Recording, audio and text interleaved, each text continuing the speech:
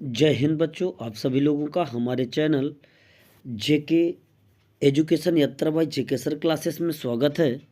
आज हम तुम्हें क्लास 12th के भौतिक विज्ञान 2025 को ऑनसॉर्ट पेपर का सॉल्यूशन कराएंगे, जिनमें हम तुम्हें इनके सॉल्यूशन सहित आंसर भी इसमें डिस्कशन करते हुए आगे बढ़ेंगे। क्वेश्चन पहला नंबर कह रहा था, क्वेश्चन नंबर फर्स्ट का विद्युत चुंबकीय तरंगों के संचरण में संचरण की दिशा तथा ध्रुवण तल के बीच का कोण होता है। इसमें जो एंगल होता है वो 0 डिग्री का होता है। ठीक। दूसरा ख नंबर कह रहा था, जब M1 तथा M2 द्रव्यमान के दो नाभिक परस्पर संलयित होकर स्मॉल m द्रव्यमान का नाभिक बनाते हैं तो ऊर्जा का उत्सर्जन होता है। इस प्रक्रिया में इसमें क्या होता है कि जब M1 और M2 द्रव्यमान के दो नाभिक आपस में संलयित होते हैं तो संलयित होकर के देखो M1 प्लस M2 दिया गया, तो M प्लस ऊर्जा कितनी दी गई है, E। तो इसमें क्या होता है कि जब दो नाभिक आपस में प्रारंभिक द्रव्यमान ये दिया गया, इसमें जब प्रारंभिक द्रव्यमान इसमें ये दिया गया है और अंतिम द्रव्यमान ये था, तो कुछ इसका द्रव्यमान ऊर्जा के रूप में नष्ट हो जाता है। तो इसमें जो प्रारंभिक द्रव्यमान होता है वो अंतिम द्रव्यमान से लगभग क्या होता है, कुछ ग्रेटर होता है। जिसमें अब ऑप्शन नंबर इस पर देखा जाएगा कौन सा ऑप्शन सही है। ऑप्शन नंबर इस पर जो दिया गया ऑप्शन नंबर 2, इसका राइट आंसर ऑप्शन नंबर क्या होगा बेटा, 2। तो M1 plus M2 is greater than किसका हो जाएगा, M2। ठीक। ग नंबर में कह रहा है, एक प्रत्यावर्ती धारा परिपथ में 8 ओम का प्रतिरोध है तथा 6 ओम का प्रेरकत्व, ठीक है, प्रतिघात श्रेणी क्रम में लगे हैं। परिपथ की प्रतिबाधा कितनी होगी, इसको देखते। प्रतिबाधा निकालने के लिए एक फार्मूला होता है, दिया गया है R बराबर 8 ओम XL, प्रतिबाधा दी गई है XL बराबर 6 ओम। जेड का मान ज्ञात करना, प्रतिबाधा का मान ज्ञात करना। इसमें जेड बराबर जो फार्मूला होता है आते हैं, जेड इक्वल टू फार्मूला होता है √R² प्लस XL², जिसमें R का मान 8 का स्क्वायर प्लस कितना ले लिया हमने, 6 का स्क्वायर। 8 का स्क्वायर हमने 64 रखा और इसमें कितना आ गया, 36। टोटल योग हो गया कितना हो गया, 100। तो इसमें जो प्रतिबाधा जेड का मान आ गया, जेड का मान कितना आया इसमें, 100। उस कितना आया, 10। ठीक।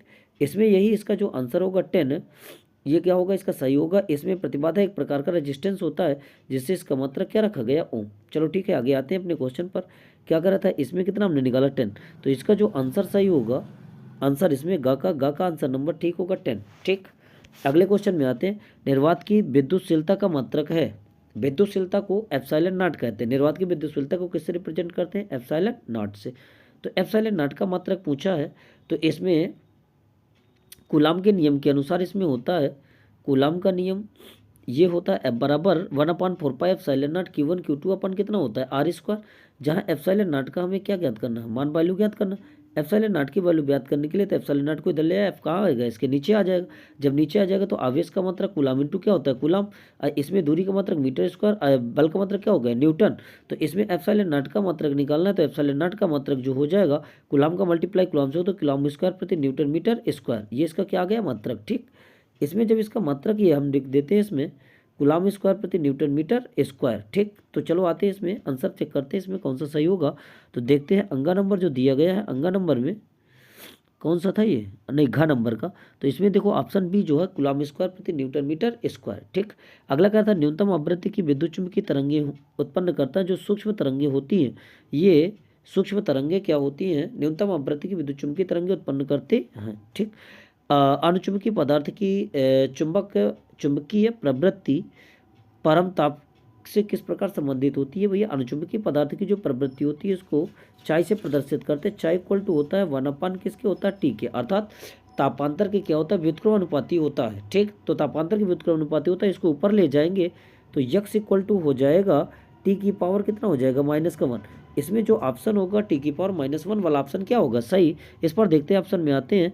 पहला ऑप्शन इसमें दिया गया यक्स अनुक्रमानुपाती टी के, इसमें कोई ऑप्शन नहीं दिया गया। देखो इसमें ऑप्शन गलत दिया गया, इसके ऑप्शन में इसमें क्या कर सकते हैं, मन लगा सकते हैं। तो इसका पहला ऑप्शन क्या हो जाएगा, मान सकते हैं सही होगा। ठीक। अगले क्वेश्चन में आते हैं।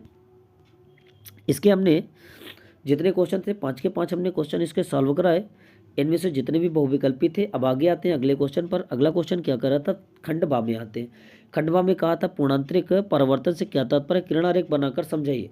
पूर्णांतरिक परिवर्तन देखते हैं दूसरे का पूर्णांतरिक परिवर्तन किससे कहते हैं, जब कोई प्रकाश किरण सघन माध्यम से विरल माध्यम में जाती है सघन माध्यम से कहाँ जाती है, सघन माध्यम से विरल माध्यम में जाती है और आपतन कोण का मान क्रांतिक कोण से अधिक हो जाता है, सही है, ठीक। तो विरल माध्यम में प्रकाश किरण का परावर्तन नहीं होता बल्कि संपूर्ण प्रकाश परिवर्तित होकर सघन माध्यम में ही वापस लौट जाता है। इस प्रकार के परिवर्तन को क्या कहते हैं, पूर्णांतरिक परिवर्तन कहते हैं। पूर्णांतरिक परिवर्तन में विरल माध्यम और सघन माध्यम दो लिए जाते हैं, ठीक है, ध्यान देना इधर। जैसे हमने इस पर आते हैं अपने इस क्वेश्चन में, पूर्णांतरिक परिवर्तन में इसमें क्या कहा गया कि जब इस पर पूर्णांतरिक परिवर्तन का मतलब इनमें ऊपर माना गया सघन माध्यम, कैसा बेटा, सघन, इसमें कौन सा, विरल, ठीक है। जब प्रकाश की किरण सघन माध्यम से विरल माध्यम में जाती है तो वह विलंब से दूर हट जाती है। तो इसमें दूर हट जाती है यदि आपतन का मान इतना, आपतन कोण आई हो गया, ये आपतन कोण हो गया, यदि इतना बढ़ा दे आपतन कोण का मान क्रांतिक कोण से क्या हो जाए, इसी क्रांतिक कोण से अधिक हो जाए, दूसरी क्रांतिक कोण का मान आपतन कोण से क्या हो जाए, अधिक, तो प्रकाश उसी माध्यम में क्या होती है, वापस लौटने लगती है। इसी घटना को नाम देते हैं पूर्णांतरिक परिवर्तन, ठीक। चलो अगला आते हैं क्वेश्चन पर। अगला क्वेश्चन कह रहा था समस्थानिक तथा संभारिक में अंतर समझाइए, ठीक। दूसरे का ख नंबर कह रहा था समस्थानिक तथा संभारिक में क्या समझाना है, अंतर समझाना। समस्थानिक और संभारिक में क्या अंतर है, इनको लिखना, ठीक। देखते हैं समस्थानिक और संभारिक आ गए। समस्थानिक किसे कहते हैं, जिनमें परमाणु क्रमांक सेम होते हैं, परमाणु भार क्या होते हैं, भिन्न भिन्न होते हैं, समस्थानिक कहलाते हैं। क्या कहलाते हैं, समस्थानिक कहलाते हैं। जिनमें परमाणु क्रमांक क्या हो, सेम, और परमाणु भार क्या हो, भिन्न, क्या कहलाते हैं, समस्थानिक कहलाते हैं। चलो आते हैं इसमें समस्थानिक का पहला नंबर कह रहा था इसमें कि इनमें परमाणु क्रमांक समान तथा परमाणु भार क्या होते हैं, भिन्न होते हैं। असंभारिक में क्या होता है, इनमें परमाणु भार समान तथा परमाणु क्रमांक क्या होते हैं, भिन्न होते हैं। इसमें कह रहा था इन तत्वों के रासायनिक गुण समान होते हैं, ठीक है, इन तत्वों के रासायनिक गुण क्या होते हैं, भिन्न होते हैं। अगला पॉइंट था आवर्त सारणी में एक ही स्थान पर मिलते हैं, ठीक। आवर्त सारणी में कहाँ मिलते हैं, एक ही स्थान पर। ये आवर्त सारणी में क्या मिलते हैं, अलग अलग स्थान पर पाए जाते हैं, ठीक। अगले क्वेश्चन में आते हैं। अगला क्वेश्चन कह रहा था इसमें ओमी तथा अनोमी प्रतिरोध के लिए वोल्टता V, देखो इसमें वोल्टता V, ये ओमी है। ओमी परिपथ ऐसे परिपथ जो ओम के नियम का पालन करते हैं, ओमी परिपथ कहलाते हैं, और अनोमी परिपथ जो ओम के नियम का पालन नहीं करते, अनोमी परिपथ कहलाते हैं, ठीक। तो इनमें वोल्टता V तथा धारा I के बीच क्या खींचना है, ग्राफ खींचना है, ठीक। इसमें ग्राफ खींचना है, तो ग्राफ के लिए आते हैं अपने क्वेश्चन पर फिर से। ये आगे ओमी परिपथ में जो ओम के नियम का क्या करते हैं, पालन, ओम के नियम का पालन करते हैं, धारा और वोल्टेज के बीच ग्राफ खींचना है। इसमें क्या होगा, एक सरल रेखा प्राप्त होती है। कैसी रेखा प्राप्त होती है, सरल, क्यों, क्योंकि जितना धारा का मान बढ़ाते हैं क्या होता है, वोल्टेज उसी अकॉर्डिंग उस पर क्या होता है, बढ़ता जाता है, क्योंकि V अनुक्रमानुपाती, V बराबर IR होता है ना, तो V अनुक्रमानुपाती किसके होता है, I की, ये ओम का नियम कहलाता है। अर्थात धारा का मान बढ़ाने पर वोल्टेज का मान क्या होता है, उतना इंक्रीज होता, बढ़ता जाता है, ठीक। तो इसमें एक सरल रेखा प्राप्त होती है जो ओम के नियम का पालन करते हैं, ओमी परिपथ कहलाते हैं, ठीक। अगला अनोमी परिपथ में क्या होगा, अनोमी परिपथ में ओम के नियम का पालन नहीं करते। तो इनमें एक जो वोल्टेज और धारा का मान बढ़ाते हैं, तो जैसे वोल्टेज का मान बढ़ा तो धारा का मान अपने अकॉर्डिंग बढ़ सकता है, तो इसमें एक कर्व के रूप में क्या होता है, प्राप्त होता है, ठीक। ये इसके साथ एंगल कितना बना रहा है, थीटा, तो ये कहलाता है अनोमीय परिपथ, ठीक। अगला आते हैं क्वेश्चन में। अगला कह रहा था एक चालक पर, इसमें क्वेश्चन नंबर अगला था दूसरे का घ नंबर, ठीक। दूसरे के घ में कह रहा था एक चालक पर इतने कूलम धनावेश है, कैसा आवेश है, धनावेश कह रहा था, ठीक है। बताइए चालक पर कितने इलेक्ट्रॉनों की कमी है। अगर धनावेश होता है तो धनावेश होगा तो इलेक्ट्रॉनों की क्या होती है, कमी, ऋणावेश में इलेक्ट्रॉनों की क्या होती है, अधिकता, ठीक। तो इनमें इतना कूलम ऋणावेश है, आवेश का मान दे दिया, क्यू का मान दे रहा है, और इसमें इलेक्ट्रॉनों की संख्या एन का मान पूछता है। तो फार्मूला जानते हैं, क्यू बराबर किसके होता है, एन ई के, क्यू बराबर किसके होता है, एन इंटू ई के। तो कह रहा है कितने इलेक्ट्रॉनों की अधिकता, तो एन बराबर क्यू अपान किसके हो जाएगा, ई के। अब इस फार्मूले के अनुसार अब आगे कैलकुलेशन करते हैं इसका, ठीक है। आते हैं क्वेश्चन पर। देखो इसमें दिया गया था क्यू बराबर 2.4 गुणे 10⁻⁻18 कूलम, एन का मान इस पर फाइंड करना। फार्मूला जानते हैं क्यू बराबर किसके होता है, एन ई के। यदि एन बराबर निकाले तो क्यू ई इसके कहाँ चला जाएगा, बटे में, तो इस पर आ गया एन बराबर क्यू अपान ई के। इस पर वैल्यू पुटअप करते हैं, एन बराबर क्यू अपान ई का, क्यू का मान ये दिए गए, एक इलेक्ट्रॉन का मान आगे पुटअप करेंगे। इसमें आते हैं, इसमें हमने इलेक्ट्रॉन का मान पुटअप किया 1.6 गुणे 10⁻⁻19, इस पर डिवाइड करते हैं, कैंसिल कर दिया तो 3 बटे कितना आ गया, 2, 3/2 का मतलब क्या होता है, इसमें डिवाइड कर दिया तो इनमें जो इलेक्ट्रॉनों की संख्या है एन बराबर क्या आ गई, 45। बेटा धनावेश था तो धनावेश होने के कारण चालक पर धनावेश से आता है, चालक पर 15 इलेक्ट्रॉनों की क्या होगी, कमी। धनावेश होने के कारण इलेक्ट्रॉनों की क्या आ जाती है, इस पर कमी, ठीक। अगले क्वेश्चन पर आते हैं। तो इसमें कितना 15 इलेक्ट्रॉनों की क्या हो गई, कमी होती है। ठीक अगला क्वेश्चन है,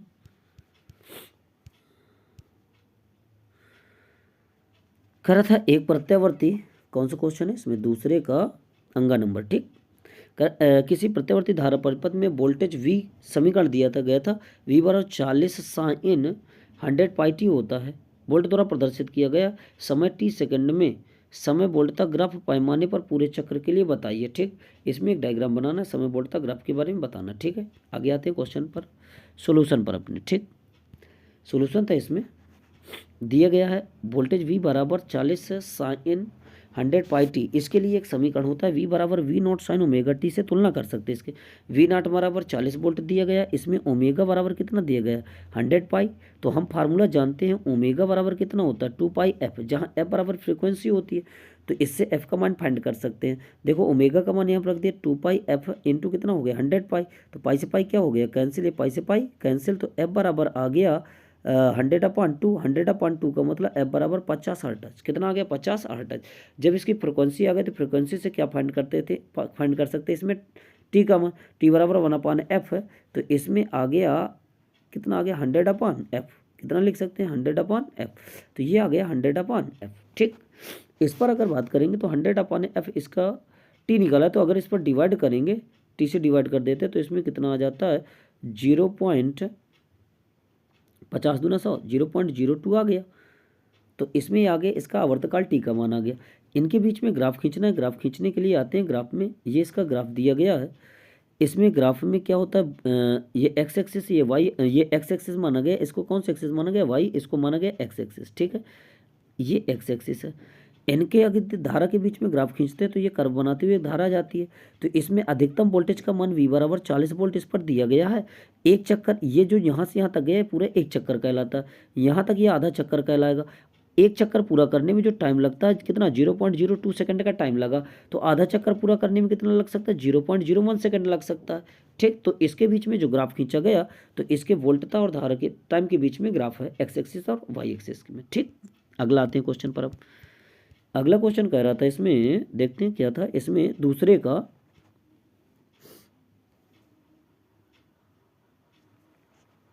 क्वेश्चन था 6 नंबर। दूसरे के 6 में कह रहा था हाइड्रोजन परमाणु में इलेक्ट्रॉन नाभिक के चारों ओर प्रति सेकंड इतने चक्कर लगा रहा है। ठीक 1 सेकंड में इतने चक्कर लगा रहा था। वृत्तीय पथ के किसी बिंदु पर धारा का मान कितना होगा, आई का मान पूछा। ठीक प्रति सेकंड में इतने चक्कर लगा रहा था, तो इससे बेस निकाल सकते हैं। तो चक्रों की संख्या एन का मान ये दे दिया। ठीक 1 सेकंड में लगा रहा था, चक्रों की संख्या हमें पता चल गई, क्यू बराबर निकाल सकते हैं, आई बराबर क्यू अपन टी लगाएंगे हम इसमें। ठीक आते हैं क्वेश्चन सोल्यूशन में। इसमें क्या कर रहा था 4 नंबर सोल्यूशन इसका। ठीक क्या था इसमें, देखो इसमें क्वेश्चन सोल्यूशन में कह रहा था 4 नंबर था, धारा आई का मान फाइंड करना है। इसमें टी का मान दिया गया है, समय t बराबर 1 सेकंड दिया गया। 1 सेकंड में प्रवाहित कुल आवेश q बराबर यदि ज्ञात करेंगे तो एक चक्कर में आवेश गुणे एक चक्कर में एक चक्कर में चक्रों की संख्या निकाल सकते, 1 सेकंड में चक्रों की संख्या निकाल सकते हैं। ठीक है, तो q बराबर इस पर हो जाएगा, देखो एक चक्कर में आवेश 1.6 × 10⁻⁻⁻⁻, और चक्रों की संख्या इतनी दे दिया। q बराबर आई इंटू टी के अनुसार आई बराबर Q/T रख सकते हैं। आई बराबर कितना रख सकते हैं Q/T, आई बराबर Q/T के अनुसार यदि इसमें वैल्यू पुटअप करते हैं आई बराबर Q/T में, तो आई बराबर फाइंड करेंगे तो इसका मान ये पूरा था। ठीक प्रति सेकंड का रहता, तो समय का कितना हो गया 1, तो आई बराबर अगर आ गया 9.6 × 10⁻⁻⁴ एम्पियर के आगे इसका आंसर आ जाता है धारा प्रवाहित धारा का मान। ठीक अगले क्वेश्चन में कह रहा था, इसमें क्वेश्चन इसके चातक के समाप्त हो गए। अब आते हैं खंड सा में। खंड सा का तीसरा क्वेश्चन का कह रहा था का नंबर। ठीक कह रहा था परमाणु के रदरफोर्ड मॉडल की मुख्य कमियां क्या थी, परमाणु के रदरफोर्ड मॉडल की कमियों के बारे में डिस्कशन करना है। ठीक है, आते हैं अपनी सोल्यूशन में। सोल्यूशन कह रहा था इसमें परमाणु के रदरफोर्ड मॉडल की मुख्य कमियां इसमें दिखाई गई हैं। देखते इसमें नंबर कह रहा था, यह परमाणु के अस्तित्व की व्याख्या नहीं कर सकता क्योंकि ऊर्जा उत्सर्जित करते हुए इलेक्ट्रॉन की ऊर्जा एक दिन समाप्त हो जाएगी और नाभिक में गिर जाएगा, जो कि असंभव है। ठीक है, रदरफोर्ड ने कहा था। ठीक तो इसी प्रकार एक हाइड्रोजन परमाणु के रेखीय स्पेक्ट्रम की व्याख्या नहीं कर सका था। दूसरा नंबर, उसके रेखीय स्पेक्ट्रम की व्याख्या नहीं कर सकता। और इनमें कह रहा था कि अगर रदरफोर्ड परमाणु मॉडल में ये बताया गया कि इलेक्ट्रॉन नाभिक के चारों ओर तो घूमता रहता है, लेकिन वह अपने ऊर्जा का उत्सर्जन करता रहता है। अगर वह अपनी ऊर्जा का उत्सर्जन करेगा तो वह नाभिक में क्या हो जाएगा, गिर जाएगा और उसका एक दिन अस्तित्व समाप्त हो जाता है। ठीक, ये रदरफोर्ड परमाणु मॉडल की कमियां थी। चलो अगले क्वेश्चन में आते हैं। दूसरा क्वेश्चन कह रहा था इसमें तीसरे का खा, एक उत्तल लेंस प्रकाश की किरण चित्र के अनुसार रखी गई है। ठीक है, कोई दिक्कत नहीं। यदि लेंस की फोकस दूरी 20 सेंटीमीटर, एफ बराबर कितना दे दिया 20, एफ बराबर 20 सेंटीमीटर, उत्तल लेंस दिया गया तो फोकस दूरी धनात्मक होती है। कैसी होती है, धनात्मक। तो प्रतिबिंब की स्थिति ज्ञात कीजिए, किरण आरेख भी बनाइए। देखो इसमें यू का मान सवाल में दे रहा है, यू बराबर 10 सेंटीमीटर दे रहा था। इसमें यू का मान दिया गया, वी का मान दिया गया, यू दाई साइड लिया गया तो ये पॉजिटिव होगा, ये भी कैसा है, पॉजिटिव। इसमें हम फाइंड करेंगे एफ का मान, किसका मान, एफ का। एफ का मान फाइंड करने के लिए इसमें सब वैल्यू दी गई है। देखो एफ बराबर 20 सेंटीमीटर, यू बराबर 10 सेंटीमीटर। फार्मूला जानते हैं हम, 1/f बराबर 1/v माइनस 1/u, लेंस के लिए फार्मूला होता है। इससे हम v का मान फाइंड करना, तो v को इधर साइड रख दिया तो इसको ले आए तो इधर क्या हो जाएगा, पॉजिटिव हो गया। कैसा हो गया, पॉजिटिव। 1/f प्लस 1/u, इसमें एलसीएम ले लिया तो u plus f/f into u आ गया। अब बराबर 1/v किया आ गया। u का मान 10 दिया गया तो इसमें 10 फाइंड कर दिया गया, प्लस कितना आ गया 20, इसमें वैल्यू रख दिया गया। तो 1/v बराबर इसका जो आंसर काटने पर निकला 30/20, तो इसमें आ जाएगा v का मान। अब आगे आते हैं, v के मान को और फाइंड करते हैं। इसमें जो कैलकुलेशन किया गया, कैलकुलेशन के फलस्वरूप इसमें जो निकला 3/v, तो v का मान आ गया 20/3, 20/3 का मतलब आ गया 6.67 सेंटीमीटर आ गया। अतः प्रतिबिंब लेंस से 6.7 सेंटीमीटर की दूरी पर वस्तु की हुई और बनेगा। इसके लिए कह रहा था किरणारेख भी खींचे। किरणारेख हमने इसी डायग्राम में खींच दिया है। डायग्राम में देखो ये वस्तु थी, इसमें यहाँ से यहाँ तक इसमें एक क्या खींच दिया गया, ये रेखा खींची गई, इसको यहाँ से मिलाया गया क्योंकि इसकी 6.6 आ रही थी। यहाँ से यहाँ तक की प्रतिबिंब वस्तु तक की दूरी कितनी दी गई थी, 10। ये प्रतिबिंब तक की दूरी का मान इसके कहीं बीच में आएगा, फोकस और किसके, वस्तु के बीच में आएगा। ठीक है, तो इनमें इस 10 सेंटीमीटर आ गया तो मान लीजिए प्रतिबिंब आई बना रहा है। ठीक, चलो आगे आते हैं क्वेश्चन में। अगला नंबर, इसमें अगला क्वेश्चन कह रहा था ग नंबर में, कह रहा विद्युत चुंबकीय तरंगे क्या हैं। विद्युत चुंबकीय तरंगे क्या हैं, इनके संचरण का किरण आरेख तथा एवं विद्युत चुंबकीय अवयव बनाइए। ठीक है, अवयव दिखाना इसमें। चलो आते हैं विद्युत चुंबकीय तरंगे किसे कहते हैं। ये आते हैं विद्युत चुंबकीय तरंगों में हम अपने, जब किसी विद्युत क्षेत्र में, विद्युत चुंबकीय तरंगों में जब किसी विद्युत क्षेत्र विद्युत परिपथ में विद्युत धारा बहुत अधिक आवृत्ति से बढ़ती है। ठीक है, बहुत अधिक क्या होती है, आवृत्ति से बढ़ती है, तो परिपथ में ऊर्जा तरंगों के रूप में क्या होती है, चारों तरफ प्रसारित होने लगती है। इन तरंगों को विद्युत चुंबकीय तरंगे कहते हैं। ठीक, जब किसी विद्युत परिपथ में विद्युत धारा बहुत अधिक आवृत्ति से बढ़ती है तो परिपथ में ऊर्जा तरंगों के रूप में क्या होती है, चारों तरफ प्रसारित होने लगती है। इन तरंगों को विद्युत चुंबकीय तरंगे कहते हैं। विद्युत चुंबकीय तरंगों के लिए जो डायग्राम दिया गया है, विद्युत चुंबकीय तरंगों के लिए, ये इधर एक्स एक्सिस माना गया, इधर वाई एक्सिस और इधर कौन सा एक्सिस, जेड एक्सिस। इनमें एक विद्युत चुंबकीय तरंगों में ये विद्युत क्षेत्र ई नॉट को रिप्रेजेंट करता है। ये विद्युत क्षेत्र के लिए ये वाला ग्राफ है। ठीक, इसमें बी नॉट को रिप्रेजेंट करता है, जो चुंबकीय क्षेत्र को रिप्रेजेंट करता है। तो विद्युत क्षेत्र और चुंबकीय क्षेत्र जो होते हैं एक दूसरे के परपेंडिकुलर होते हैं, लंबवत होते हैं। इनमें ये इसमें विद्युत क्षेत्र ऊपर को रिप्रेजेंट करता है, जबकि चुंबकीय क्षेत्र किसको रिप्रेजेंट करता है, नीचे वाले का रिप्रेजेंट करता है। तो इनमें जो विद्युत क्षेत्र चुंबकीय क्षेत्र के बीच ग्राफ होता है, इनमें आपस में ये एक कर्व के रूप में होता। ठीक, चलो अगला आते हैं। अगले क्वेश्चन में क्या कह रहा था, अगला का खा घ नंबर में कह रहा था चुंबकीय द्विध्रुव आघूर्ण का सूत्र स्थापित कीजिए। चुंबकीय द्विध्रुव आघूर्ण के लिए फार्मूला फाइंड करना है, चुंबकीय द्विध्रुव आघूर्ण। ठीक, आते हैं चुंबकीय द्विध्रुव आघूर्ण में। चुंबकीय द्विध्रुव आघूर्ण बराबर m बराबर I इंटू किसके होता है, a के। तो इनमें कह दिया किसी चुंबकीय धारावाही लूप पर चुंबकीय द्विध्रुव आघूर्ण जो होता है एक सदिश राशि होती है, क्योंकि इसकी डायरेक्शन होती है, जिसका परिमाण लूप में प्रवाहित धारा तथा क्षेत्रफल ये ए दिया गया कि गुणनफल के क्या होता है, बराबर होता है। इसे m से रिप्रेजेंट करते हैं, किससे बेटा, m से। तो m बराबर हो गया I इंटू किसके, a के। इनमें यदि लूप में फेरों की संख्या कैपिटल N हो तो m बराबर हो जाता है NIA के। ठीक है, m बराबर किसके हो गया, NIA के, जहाँ n बराबर फेरों की संख्या, I बराबर धारा, a बराबर क्षेत्रफल होता है। m बराबर क्या होता है, चुंबकीय द्विध्रुव आघूर्ण। ठीक, चलिए अब आगे आते हैं बेटा। यहाँ तक के हमने 3 तक के क्वेश्चन यहाँ से समाप्त कर दिए। इसके जस्ट आगे अगली वीडियो में पुनः हम सभी को लोगों को मिलते हैं। धन्यवाद।